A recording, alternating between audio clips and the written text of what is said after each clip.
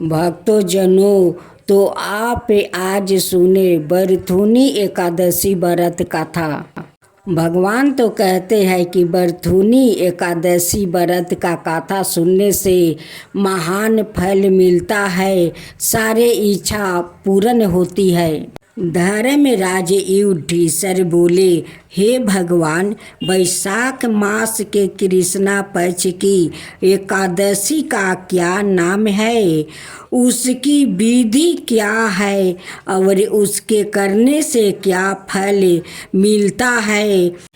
आप मुझ पर कृपा कीजिए और विस्तार पूर्वक मुझे कहिए। मैं आपको नमस्कार करता हूँ। श्री कृष्णा जी कहने लगे, हे राजेश्वर, इस एकादशी का नाम बरथुनी है। यह सौभाग्य देने वाली, सब पापों को नष्ट करने वाली और अंत में मोक्ष देने वाली है। इस व्रत को यदि कोई अभागिन स्त्री करे तो उसको सौभाग्य मिलता है। इसी बरथुनी एकादशी के प्रभाव से राजा मानधाता स्वर्ग को गया था।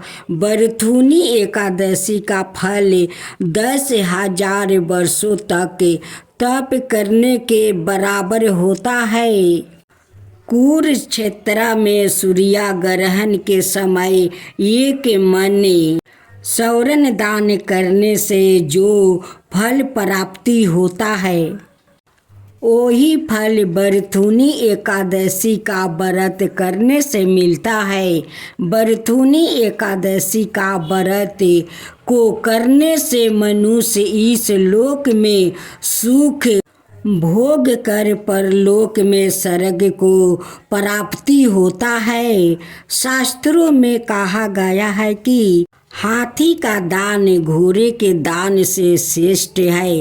हाथी का दान से स्वर्ण का दान और स्वर्ण के दान से अन्न का दान श्रेष्ठ है। अन्न दान के बराबर कोई दान नहीं है। अन्न दान से देवता, पितर और मनुष्यों तीनों तृप्त हो जाते हैं। शास्त्रों में इसको कन्यादान के बराबर माना गया है। बरथुनी एकादशी के व्रत से अन्न दान और कन्यादान दोनों को बराबर फल मिलता है। जो मनुष्य लोभ का वश होकर कन्या का धन लेता है, वो परल काल तक नरक में वास करते हैं। उनको अगले जन्म में बिलाव का जन्म लेना पड़ता है। जो मनुष्य प्रेम और धन सहित कन्या का दान करते हैं, उनके पुण्य को चित्रगुप्त भी लिखने में असमर्थ है। जो मनुष्य इस बरथुनी एकादशी का व्रत करते हैं, उनको कन्यादान का फल मिलता है। बरथुनी एकादशी का व्रत करने वाले को दशमी के दिन निम्नलिखित वस्तुओं को त्याग देना चाहिए। पहला, कांसे के बर्तन में भोजन करना। दूसरा, मांस। तीसरा, मसूर की दाल। चौथा, चने का साग। पांचवा, कद्दू का साग। छठा, मधु शहद। सातवां, दूसरों का अन्न। आठवां, दोबारा भोजन करना। नौवां, स्त्री पर संग। व्रत वाले दिन जुआ नहीं खेलना चाहिए और शयन भी नहीं करना चाहिए। उस दिन पान खाना चाहिए। दत्तवन करना, दूसरे की निंदा करना और चुगली करना नहीं चाहिए। ये में पापी मनुष्य के साथ बातचीत सब त्याग देना चाहिए। उस दिन क्रोध, मीठा भाषण का त्याग करना चाहिए। इस व्रत में नमक, तेल अथवा अन्य वर्जित है। हे राजन, जो मनुष्य विधिवत इस एकादशी को करते हैं उनको स्वर्ग लोक की प्राप्ति होती है। अतः मनुष्यों को पापों से डरना चाहिए। इस व्रत के महात्म्य को पढ़ने से 1000 गौदान का फल मिलता है। इसका फल गंगा स्नान के फल से भी अधिक है। एक सोना नाम की लड़की थी। वो छोटे से तुलसी को सींचती और कहती कि हे तुलसी माता, तू सत्य की दाता, मैं तुझे सींचूंगी, तू मुझे सींचना। तेरा सेवा मेरा कोई नहीं अपना। जैसे जैसे तुलसी बड़ी हुई वैसे वैसे सोना भी बड़ी हो गई। हे तुलसी, रहने का घर दे, पहनने को कपड़ा दे, खाने को मीठा मीठा फल दे, 7 झरों का महल दे, चांदी का कपाट दे, चंदन का खाट दे, मखमल का गादा दे, रानी सा राज दे, सोने का जरी लगावल चुनरी दे, हीरा मोती का जेवर दे, कृष्णा जी का बंसुरी दे। तुलसी सोना का सब कुछ दे दिया, लेकिन सोना तुलसी से मांगना फिर भी नहीं छोड़ी। तब तुलसी माता यह सुनकर कहने लगी, सोना, तुम्हें तो सब कुछ मिल गया है, अब क्या चाहिए? सोना कहती है कि हे तुलसी, विष्णु भगवान जैसा पति दो, श्री कृष्णा जैसा देवर दो, तुलसी जैसा ननद दो, मुझे लाल सिंदूर दो, मुझे लाल टीप दो, मुझे साजने के लिए 16 श्रृंगार दो, पतिव्रता अखंड सौभाग्य आशीर्वाद दो। विष्णु भगवान आते हैं और तुलसी का उदास देखकर कहते हैं, तुलसी, तुम क्यों उदास हो? तुलसी कहती है कि मैं बहुत बड़ी मुसीबत में पड़ गई हूँ। इस लड़की छोटे से मुझे सींचती है और छोटे से सब कुछ मांगती है। अब कहती है कि विष्णु जैसा पति चाहिए, कृष्णा जैसा देवर चाहिए, तुलसी जैसा ननद चाहिए, पतिव्रता अखंड सौभाग्य का आशीर्वाद मांगती है। आप जैसा सोना का पति मैं कहाँ से दूँ? कृष्णा जैसे देवर मैं कहाँ से दूँ? तुलसी जैसा ननद मैं कहाँ से दूँ? विष्णु जी कहते हैं कि तुलसी, तुम चिंता मत करो, सब कुछ हो जाएगा।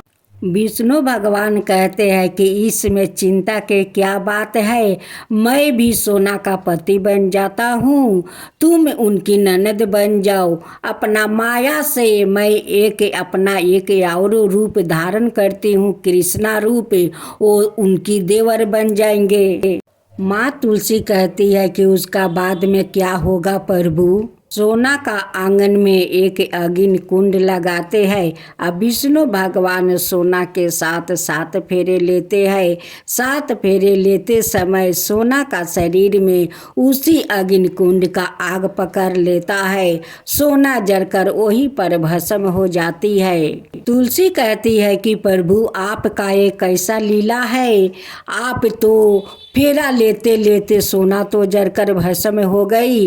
विष्णु भगवान कहने लगे कि हे तुलसी प्रिया, तुम पौधा रहोगी और सोना आपका पौधा में पतिया बनकर रहेगी। विष्णु भगवान कहते हैं कि आप दाल पात बनकर रहोगी और आपके साथ सोना फूल और पतिया बनकर आपके साथ रहेगी। सोना भी वही अग्नि कुंड में जलकर भस्म हो गई और माँ तुलसी के साथ पतिया बनकर उनकी साथ रहने लगी। सोना का प्राण जाकर एक रानी का गर्भ में प्रवेश कर लेती है। उस रानी का कोई संतान नहीं था। रानी तुलसी माता का बहुत बड़ा परम भक्त थी। माँ तुलसी का श्रद्धा पूर्वक वो पूजा पाठ करती थी। कुछ दिन का बाद रानी खूब सुंदर एक लड़की का जन्म देती है। उनकी नामकरण करती है, उनकी नाम सोना रखती है। विष्णु भगवान कहते हैं कि देखो तुलसी, सोना का तो बचपन से कोई नहीं था, तुम्हारा कितना श्रद्धा भक्ति से बिलरा सिजती है, तुमसे सब कुछ मांगती है। वो भी देखो तुम्हारा जैसे ननद मांगती है, मेरे जैसे पति मांगती है, कृष्णा जैसे देवर मांगती है। उस लिए उनकी इच्छा को मैं पूर्ण किया। पूर्ण करते समय वो भस्म हो गई और उनकी प्राण उस रानी का गर्भ में जाकर प्रवेश कर ली।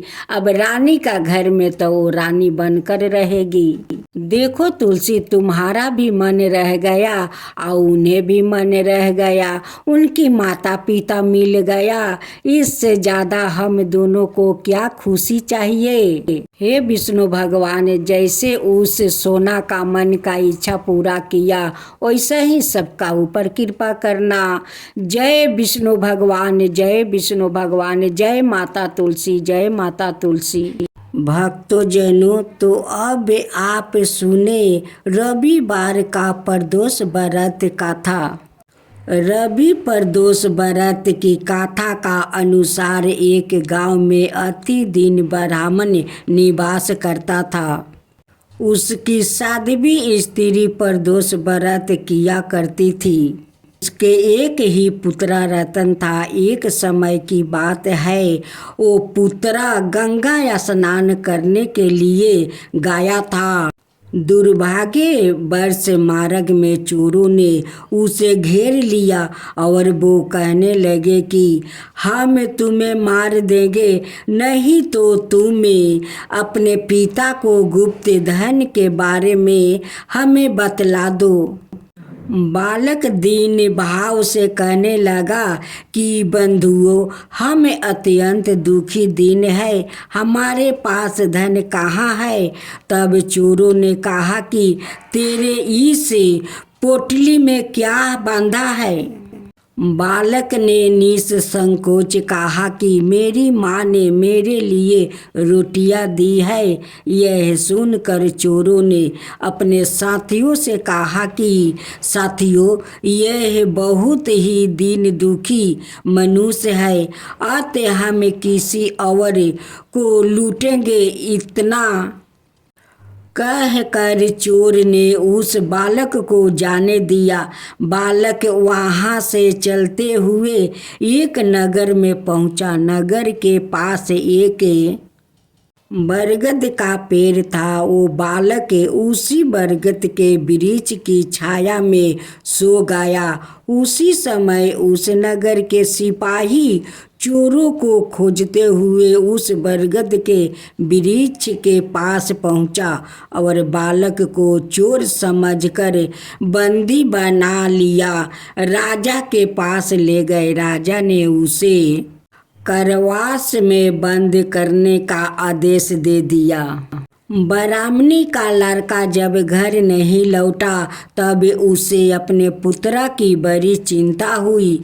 अगले दिन प्रदोष व्रत था। ब्राह्मणी ने प्रदोष व्रत किया और भगवान शंकर से मन ही मन अपने पुत्र की कुशलता की प्रार्थना करने लगी। भगवान शंकर ने उसे ब्राह्मणी की प्रार्थना स्वीकार कर लिया।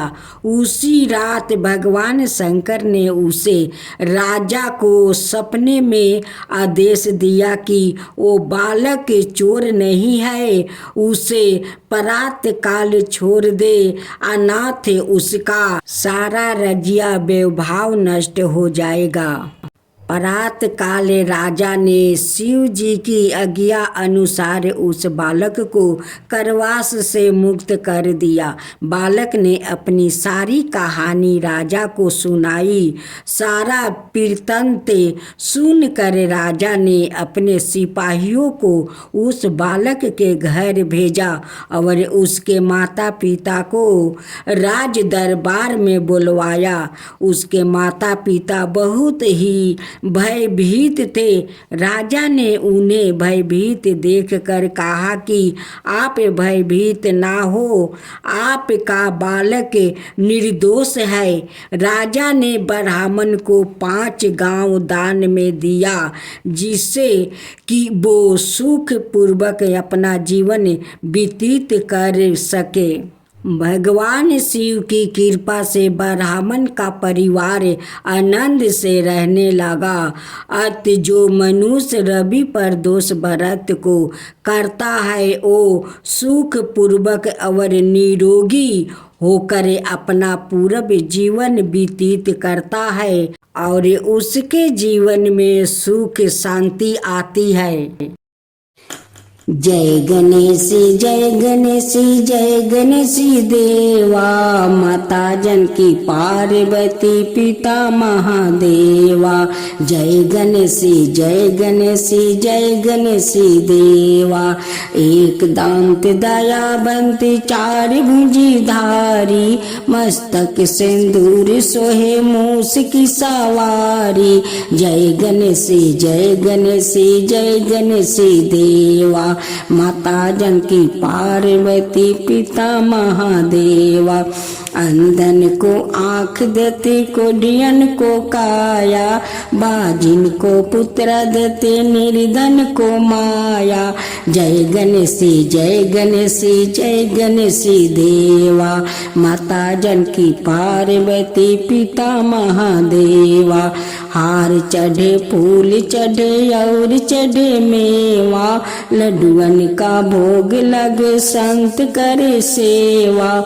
जय गणेश जय गणेश जय गणेश देवा, दीनन की लाज रखो शुभ सुतिवारी, कमना का पूरा करो जग बलिहारी। जय गणेश जय गणेश जय गणेश देवा, सूर्य सायं शरण आए सफल की जो सेवा। जय गणेश जय गणेश जय गणेश देवा, माता जानकी पार्वती पिता महादेवा।